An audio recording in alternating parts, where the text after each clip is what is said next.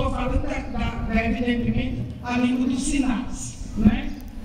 Libras, que é uma língua com o mesmo estatuto das outras, mas digamos, a língua, no sentido básico, né, seria oral e escrita. Daí porque o meu foco na sala de aula devia ser tanto a oralidade quanto a escrita.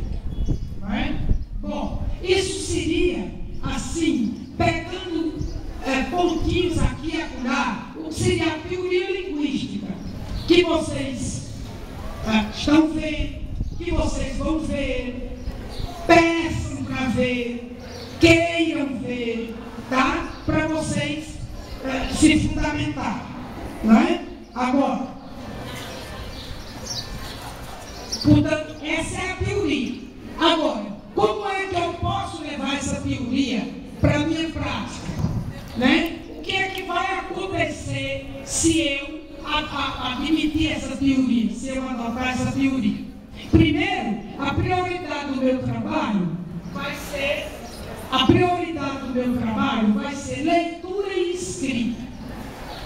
Deixa, pelo amor de Deus, a agonia de gramática para lá.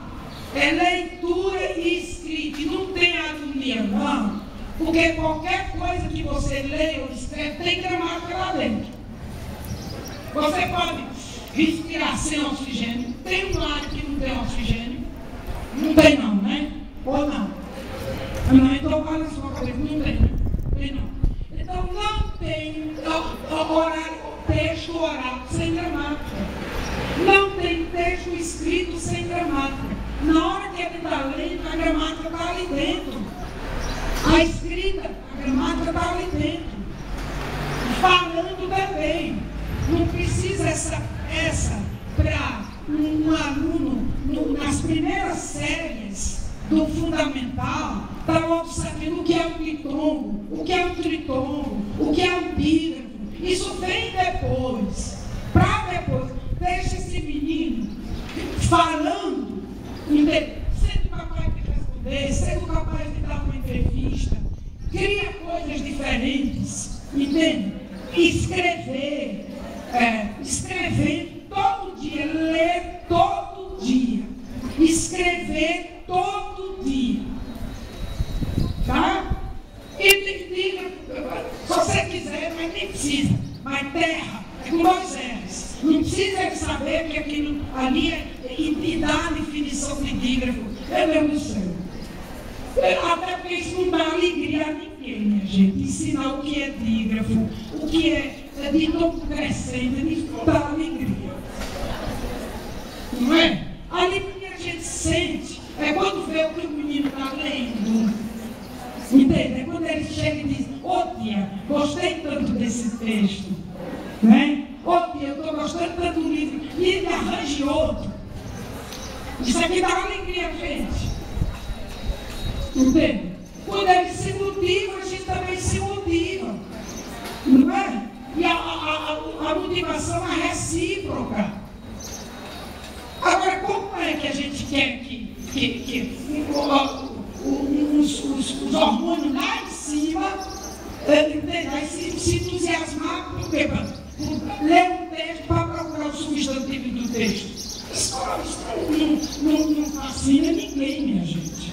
Ninguém. Lê um poema para grifar os adjetivos do poema. E cadê o poema? E o sentido do poema? E o sentimento, a emoção que o poema quis despertar. Agora, isso supõe um trabalho de desaprender.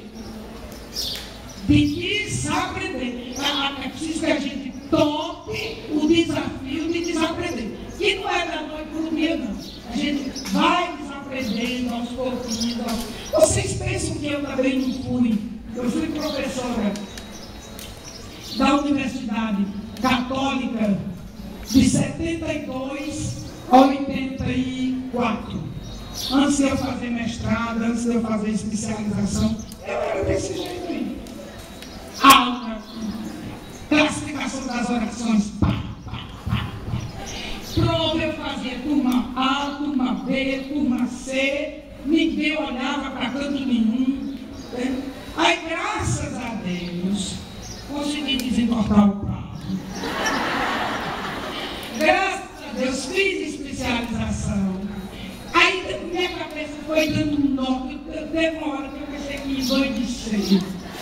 Entende? Mas aí eu tenho uma professora assim, mas André é assim mesmo e tal. Aí as coisas na minha cabeça. E aí fiz o mestrado, aí já vai melhorando um pouco. Entende? E pronto, e agora essas coisas supõem maturidade, supõem reflexão, supõe estudo.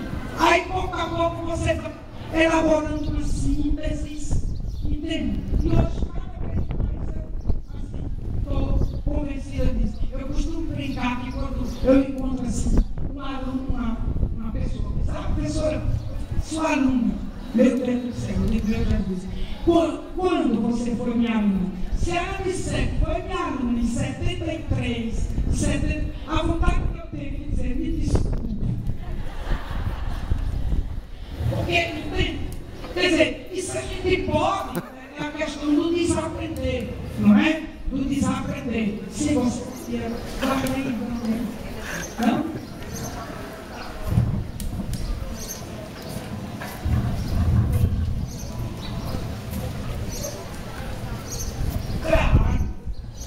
Claro, escrever e socializar o que eles escreveram. Tem N maneiras. Outra coisa, esses estudos são bons porque a gente tem oportunidade de inventar. Inventa uma coisa, inventa um painel, todo mundo expõe um texto no painel, ou então troca os textos entre si, manda os textos não sei para onde, manda para a professora do ano passado, sem ser aquela coisa morta, todo dia, do mesmo jeito. Entende? Nada. Quer dizer, mas é o que eu disse para eles, cansa eles, desmotiva eles e nós também. Não tem graça nenhuma. Não é? Bom, então. Tá. Então, a prioridade, leitura e escrita, sem medo de errar. Tem N autoridades aí que definem isso. Segundo, escolha do texto como um objeto de ensino. Eu digo isso em alguns dos meus livros. Professor de português não é professor de gramática. Ele é professor de texto. Ele é professor de texto. Agora, porque ele é professor de texto, ele também ensina gramática. Entende? Outra coisa, como é que eu posso ser professora de linguagem, de língua, sei lá, de texto, se eu não leio nem escrevo? Eu não escrevo, eu vou ensinar o quê? Eu vou ensinar alguém a cozinhar se eu nunca ter pegado uma panela? Então, eu tenho que viver a experiência de aprender a escrever. Eu tenho que viver a experiência de aprimorar minha escrita, para eu poder desenvolver essas competências também nos alunos. Não é?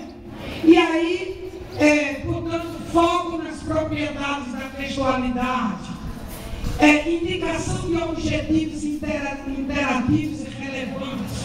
Por exemplo, se a linguagem é interação, que sentido tem eu pedir que um aluno escreva um texto sem dizer para quem é? E a gente falar sem saber para quem é horrível. Entende? Quer dizer, eu sei antes quem são vocês, são professores, são alunos, entende? Para eu poder adaptar, ajustar minha fala às pretensões, às suposições, aos interesses dos meus interlocutores. Escrever sem saber para quem é um horror. Aí aquela coisa, escreve um texto sobre as serras que circulam na cidade de Pesqueira. Mas eu vou escrever isso para quê? Para quem? Para quê? Para pedir o quê? Para reclamar de quê? Não, escreva sobre o dia do soldado. Já vi? Escreva sobre a independência do Brasil. Para quê? E para quem? Para quem eu vou escrever? Porque dependendo de para quem eu vou escrever, meu texto vai ser diferente. Então, sempre que vocês, pronto, levar uma coisa para a sala de aula, sempre que pedir que os alunos escrevam, digam o gênero, escrevam uma carta, escrevam um comentário, escrevam um aviso, digam o nome do gênero. Porque você nunca diz, olha, hoje eu recebi um texto, a gente diz isso. Não, hoje eu recebi uma carta, hoje eu recebi um relatório, não é não? Hoje eu recebi um recado. Então, diga primeiro o gênero. Segundo, diga para quem você vai escrever. Para a professora, para seu colega, para os pais.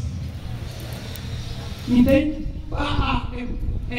Eu conheço um colégio onde toda a correspondência que ia para os pais era, principalmente essa correspondência assim, essas informações, que eram redigidas pelas turmas, por exemplo, pela turminha da quarta série. Então, essa cartinha de convite para a festa do São João. Então, porque aí, você quer ensinar gramática, é mesmo uma situação como essa.